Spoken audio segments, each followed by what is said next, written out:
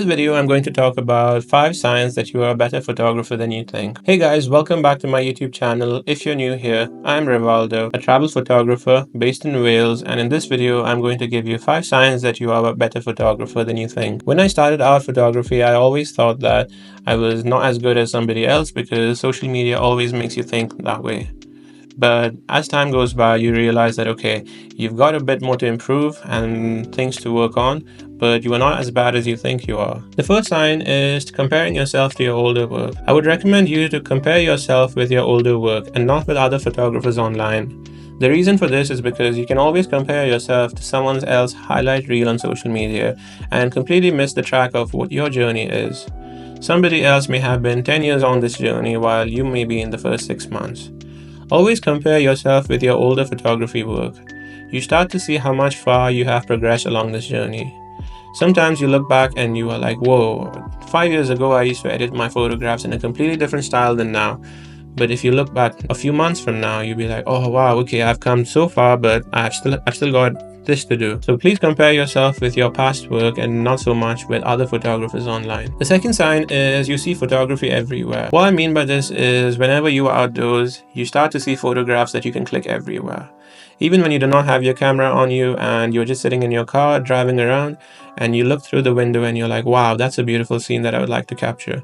And the composition basically comes straight into your mind's vision. At this point, you know that photography is starting to become a second nature to you, and you need to applaud yourself for the amount of effort you have put into this. Getting a composition right into your imagination is a lot difficult than people think, especially when you are just starting out your photography.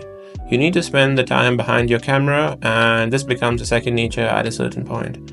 When you have reached this point, well done, you have progressed really well with your photography. This leads me on to my third point, which is reaching a flow state with photography. When you have reached a certain state with photography, photography becomes very smooth and natural to you.